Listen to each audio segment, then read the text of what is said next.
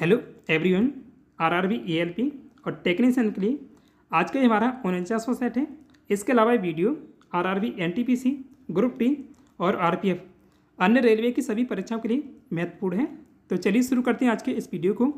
यहाँ पर पहला क्वेश्चन पूछा गया है, इनमें से कौन सा पुष्प या फूल का भाग है?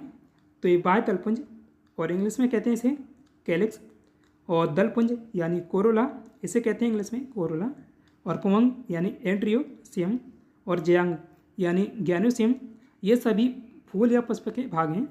आंसर इसका ऑप्शन नंबर ई होगा, उपरोक्त सभी।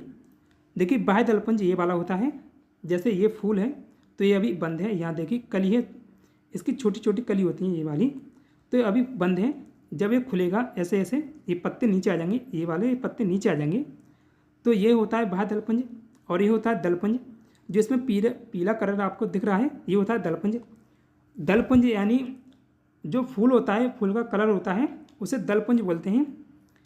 जैसे उसकी पत्तियां होती हैं जो कलर की ऊपर वाली, उसे दलपुंज बोलते हैं। और ये होता है पुमंग, यानी पुमंग ये वाला होता है, अलग से हिस्सा इसका ये है पुमंग। और ये जो बीच में है इसे बोलते हैं जयांग। ये पुष्प का मादा भाग होता है और पुमंग होता है नर भाग। ये काफ़ी पूछे जाने वाले सवाल हैं। आतिशबाजी के दौरान हरा रंग किसकी उपस्थिति के कारण होता है? तो इसका आंसर है बेरियम। आंसर भी सही है। अब देखिए इसे ट्रिक से ऐसे याद रखिएगा कि हरे से हमें बैर है, यानी बेरियम की उपस्थिति के कारण आतिशबाजी में हरा रंग उत्पन्न होता है। और बेरियम की स्थिति पीरियोडिक टेबल में यहाँ है। और इसका प्रतीक चिन्ह क्या है? Ba। और इसका परमाणु क्रमांक 56 है। और किस ग्रुप में है?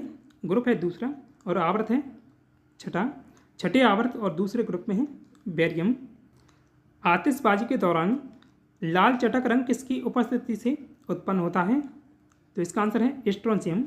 आंसर डी सही है, स्ट्रोंशियम। तो इसे ट्रिक से ऐसे याद रखिएगा कि लाल चटक स्ट्रोंग है, तो जो लाल रंग उसमें उत्पन्न होता है स्ट्रोंशियम के कारण उत्पन्न होता है। और देखिए स्ट्रोंशियम पीरियोडिक टेबल में यहाँ पर है, और इसका प्रतीक चिन्ह क्या है? SR। परमाणु क्रमांक 38 है, और एक कौन से ग्रुप में है? दूसरे ग्रुप में है। आवर्त कौन सा है? 5वां। तो 5वें ग्रुप में है, और 5वें आवर्त में है, और दूसरे ग्रुप में है स्ट्रोंशियम। बेलीज देश किस महाद्वीप में स्थित है? तो बेलीज कहाँ पर है? उत्तरी अमेरिका में। बेलीज मध्य अमेरिका में स्थित देश है, और मध्य अमेरिका उत्तरी अमेरिका महाद्वीप का एक उपक्षेत्र है। तो आंसर इसका ऑप्शन नंबर ए है, उत्तरी अमेरिका।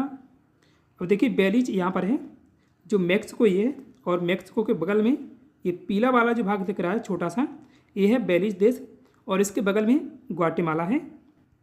हमारी आँख बाहर से कठोर और अपारदर्शी श्वेत झिल्ली से ढकी रहती है, जिसे कहते हैं, तो इसे दृढ़ पटल या स्क्लेरोटिक कहा जाता है, या श्वेत पटल भी कहते हैं। तो आंसर इसका ऑप्शन नंबर बी है, दृढ़ पटल। श्वेत पटल या स्क्लेरोटिक, जिसे आँख का सफ़ेद भाग भी कहा जाता है। देखिए अभी बड़े वाले से देखेंगे, ये सफ़ेद भाग ये वाला है। यह आँख की अपारदर्शी रेशेदार सुरक्षात्मक बाहरी परत होती है, जिसमें मुख्य रूप से कोलेजन और कुछ महत्वपूर्ण लोचदार फाइबर होते हैं। आँख का वह सफ़ेद बाहरी भाग है जो आँख को सुरक्षा और संरचना प्रदान करता है। देखिए ये वाला भाग सफ़ेद वाला, तो श्वेत पटल या इसे दृढ़ पटल कहते हैं, ये दोनों ओर। अब देखिए आयरिस इसे कहते हैं, जो नीला वाला भाग दिख रहा है इसमें, इसे आयरिस कहते हैं। और पीपल यानी पुतली कहते हैं, जो काला वाला भाग है उसे पुतली कहते हैं।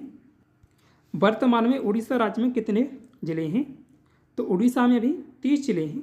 आंसर इसका ऑप्शन नंबर ए है, 30। और उड़ीसा की लोकेशन यहाँ पर है। इसकी सीमा किस किस से लगती है? पश्चिम बंगाल, झारखंड, छत्तीसगढ़ और यहाँ आंध्र प्रदेश से।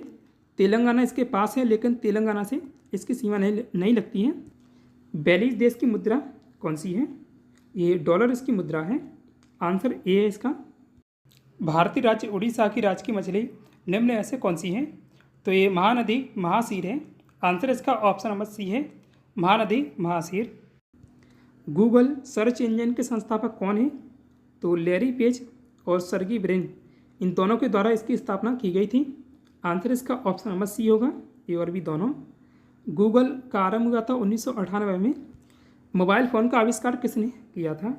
मार्टिन कूपर के द्वारा मोबाइल फ़ोन का आविष्कार किया गया था। तो आंसर इसका ऑप्शन नंबर बी होगा, मार्टिन कूपर। मार्टिन कूपर ने मोबाइल फ़ोन का आविष्कार 1973 में किया था। तो आविष्कार किस वर्ष हुआ था? 1973 में। पहला मोबाइल फ़ोन मोटोरोला था पहला मोबाइल। तो मोटोरोला को मार्टिन कूपर द्वारा 3 अप्रैल 1973 को न्यूयॉर्क सिटी में प्रदर्शित किया गया था। आधुनिक चरम स्रोत उद्योगों में कौन सी भारी धातु पाई जाती है जो विषैली होती है? तो ये क्रोमियम पाई जाती है। आंसर इसका सी है। और क्रोमियम आवर्त सारणी में कहाँ है? क्रोमियम ये है और इसका प्रतीक चिन्ह क्या है? Cr। ग्रुप कौन सा है? छठा।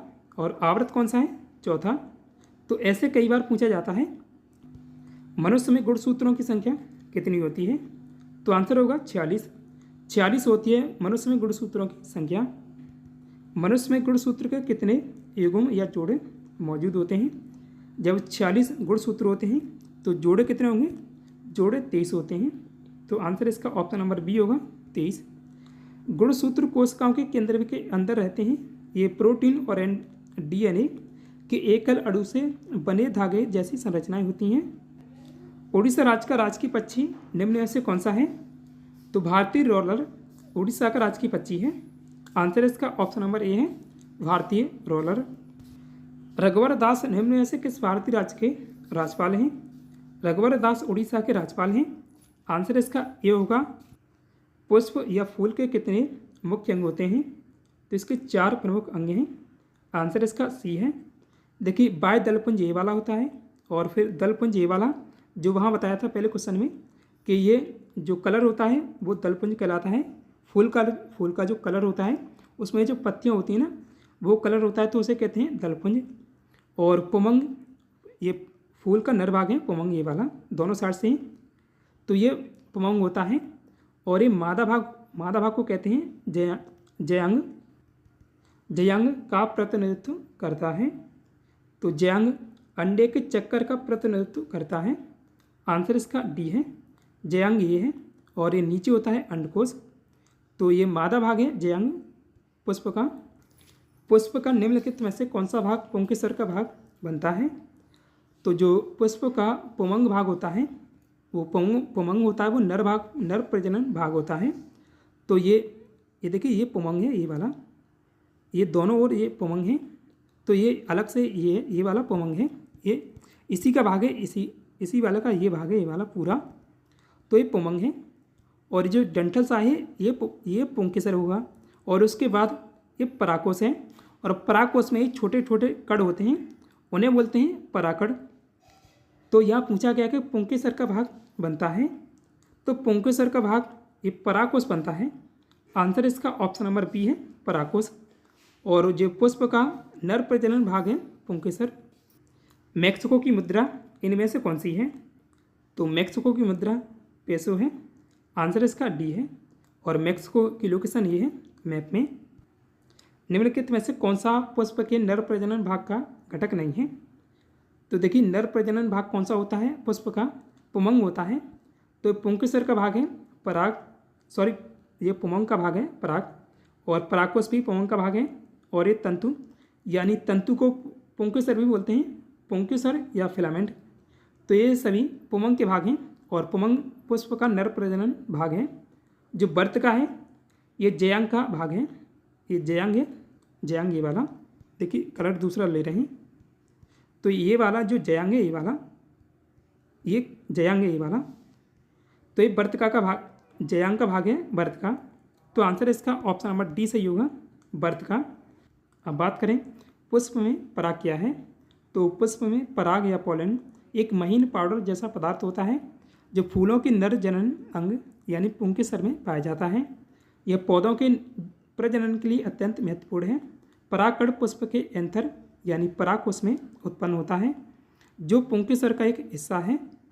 तो यहाँ तक ये पुंकेसर है और इसके बाद परागकोश बनता है। एक फूल के प्रजनन भाग हैं, तो पुंकेसर नर प्रजनन भाग है और स्त्री केसर मादा प्रजनन भाग है। तो ये दोनों ही फूल के प्रजनन भाग हैं। जब किसी पुष्प के परागकोश से परागकण वर्तकाग्र पर जमा हो जाते हैं तो उसे क्या कहते हैं? अब देखिए, ये होता है पुंकेसर, ये वाला होता है पुंकेसर, ये होता है जो परागकोश, ये जो फूल सा दिख रहा है ये वाला होता है परागकोश। तो इसमें वो होते हैं परागकण। तो परागकण यहाँ से यहाँ तक जाते हैं वर्तकाग्र तक। तो जो स्थानांतरित होता है इसे क्या कहते हैं? तो इसे कहा जाता है परागण। आंसर इसका सी है। पुष्प के जिस आधार पर उपस्थित होते हैं उसे क्या कहा जाता है? तो देखिए ये पुष्प का आधार भाग ये वाला होता है, ये मोटा सा, तो इसे कहा जाता है पुष्पासन या थैलेमस। तो पुष्पासन कहते हैं या थैलेमस। तो आंसर इसका ऑप्शन नंबर ए है, थैलेमस। थैलेमस इसे रेसे पटेकल के नाम से भी जाना जाता है और ये आमतौर पर फूल के डंठल, अभी देखिए ये वाला होता है, ये होता है डंठल नीचे वाला, और उससे ऊपर जो पूरा फूल इस पर टिका होता है उसे कहा जाता है पुष्पासन। और यह वह आधार है जिस पर सभी पुष्प भाग मौजूद होते हैं। निम्न में से कौन सा पमंग या एंड्रेसियम का भाग है? तो इसका भाग ये पुंकेसर होता है, परागकोश भी होता है, परागकोश यानी इंग्लिश में एंथर, और जो पुंकेसर को इंग्लिश में कहते हैं फिलामेंट या तंतु, और ये तीसरा है परागकण या पोलन ग्रेन। तो ये सभी इसके भाग होते हैं। आंसर इसका ऑप्शन नंबर डी है, उपयुक्त तीनों। अब देखिए फिलामेंट ये वाला है जो हरा वाला दिख रहा है ये वाला, और जो ये फूल सा है इसे कहते हैं परागकोश, और इसमें जो कण हैं छोटे छोटे इन्हें कहा जाता है परागकण। 80% से अधिक कोशिका या सेल में पाए जाने वाला पदार्थ कौन सा है? तो 80% से अधिक जल पाया जाता है कोशिकाओं में। आंसर इसका डी है, जल। निम्नलिखित में से कौन सा कोशिकांग पादप कोशिका में पाया जाता है किंतु जंतु कोशिकाओं में नहीं पाया जाता है? तो एक क्लोरोप्लास्ट है। आंसर इसका बी है, क्लोरोप्लास्ट या हरित लवक। यह हरे रंग का वर्णक धारक है, यह इंग्लिश में कहते हैं प्लास्टिड, और जिसमें प्रकाश संश्लेषण या फोटोसिंथेसिस की प्रक्रिया होती है। यह क्लोरोप्लास्ट सूर्य के प्रकाश को ऊर्जा में परिवर्तित करके ग्लूकोज का निर्माण करता है। अर्जुन पुरस्कार की स्थापना किस वर्ष हुई थी? तो अर्जुन पुरस्कार दिया जा रहा है 1961 से। आंसर इसका ऑप्शन नंबर बी है, 1961। अर्जुन पुरस्कार में 15 लाख रुपए की पुरस्कार राशि दी जाती है। तो प्रारंभ कब हुआ था? 1961 में। और जो धनराशि कितनी है? 15 लाख रुपए। 1959 में सफलतापूर्वक अंतरिक्ष की यात्रा करने वाले पहले जीव कौन बने थे? तो ये रीसस और एबल, ये दोनों बंदर, मादा की बंदर प्रजातियां हैं, और ये दोनों ही पहले सफलतापूर्वक अंतरिक्ष में जाने वाले जीव बने थे। तो आंसर इसका ऑप्शन नंबर सी होगा, ए और बी दोनों। 28 मई 1959 को दो मादा बंदर रीसस और एबल सफलतापूर्वक अंतरिक्ष की यात्रा करने वाले पहले जीव बने थे। दोनों नासा के जुपिटर मिसाइल AM-18 रॉकेट से 300 मील की ऊंचाई तक पहुंचे और 10,000 मील प्रति घंटा से अधिक की गति से 1500 मील की यात्रा की थी। निम्न में से कौन पहली बार गुब्बारे से स्ट्रेटोस्फीयर यानी समता मंडल तक पहुंचे थे? तो ये आगस्टे पिकार्ड और चार्ल्स काइफर, ये दोनों ही पहुंचे थे। तो इसका आंसर होगा ऑप्शन नंबर डी, ए और बी दोनों। 27 मई 1931 को आगस्टे पिकार्ड और चार्ल्स काइफर पहली बार गुब्बारे से स्ट्रेटोस्फीयर या समता मंडल तक पहुंचे थे। समुद्र तल से लगभग 10 से 13 किलोमीटर ऊपर स्ट्रेटोस्फीयर शुरू हो जाती है। क्षेत्रफल के हिसाब से सबसे बड़ा देश निम्न में से कौन सा है?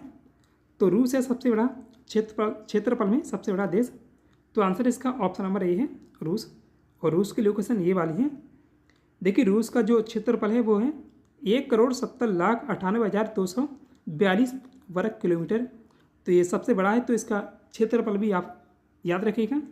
और उसके बाद नंबर आता है कनाडा का, ये दूसरा देश है सबसे बड़ा दुनिया का।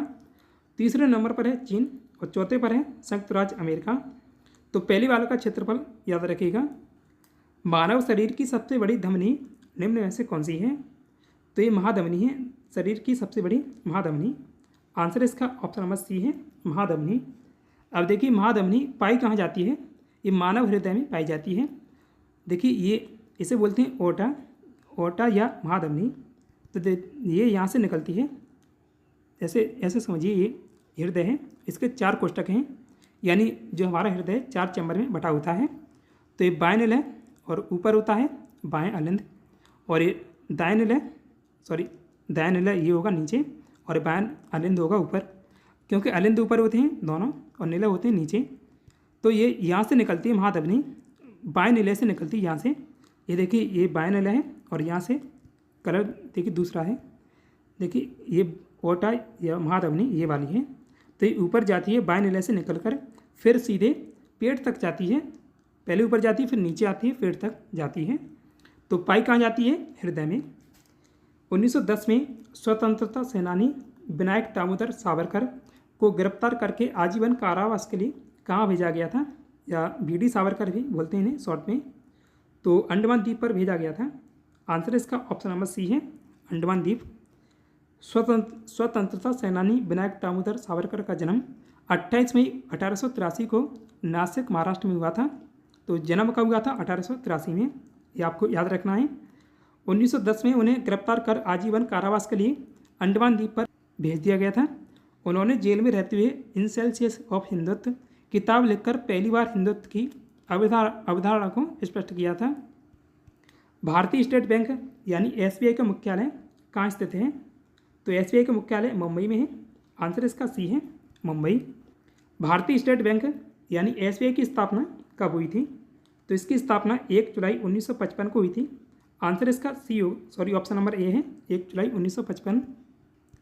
भारतीय स्टेट बैंक के अध्यक्ष कौन है अभी? तो इसके अध्यक्ष अभी दिनेश कुमार खरा हैं। आंसर इसका ऑप्शन नंबर बी होगा, दिनेश कुमार खरा। भारतीय संविधान के निम्न में से किस अनुच्छेद में संसद के दोनों सदनों की संयुक्त बैठक से संबंधित प्रावधान किया गया है? तो ये प्रावधान 108 में किया गया है, अनुच्छेद 108 में। और इन्हें बुलाता कौन है, यानी दोनों सदनों की बैठक को कौन आयुक्त करता है? राष्ट्रपति के द्वारा बुलाया जाता है। और अध्यक्षता कौन करता है? लोकसभा अध्यक्छ करता है। रक्षा अनुसंधान एवं विकास संगठन यानी DRDO की स्थापना किस वर्ष हुई थी? इसकी स्थापना हुई है 1958 में। आंसर ए है इसका। इनमें से कौन सा खोजकर्ता भारत आना चाहता था किंतु इसके बजाय वह अमेरिका के तट पहुंच गया था? तो ये क्रिस्टोफर कोलंबस था। आंसर बी होगा इसका, क्रिस्टोफर कोलंबस। प्रवासी भारतीय दिवस हर साल कब मनाया जाता है? तो ये दिवस हर साल 9 जनवरी को मनाया जाता है। और ये कब से मनाया जा रहा है ये भी पूछा गया था एक बार। तो 2003 में इसकी शुरुआत हुई थी प्रवासी भारतीय दिवस मनाने की। महिला हॉकी विश्व कप कितनी साल बाद आयोजित किया जाता है? तो महिला हॉकी विश्व कप या पुरुष हॉकी विश्व कप ये 4 साल बाद आयोजित किए जाते हैं दोनों। तो आंसर इसका ऑप्शन नंबर सी है, 4 साल। और पिछले क्वेश्चन में आपसे पूछा था अंतरिक्ष में जाने वाले पहले भारतीय कौन थे? तो ये राकेश शर्मा थे। आज के लिए आपका टेस्ट क्वेश्चन है, विश्व रक्तदान दिवस या वर्ल्ड ब्लड डोनेशन डे कब मनाया जाता है?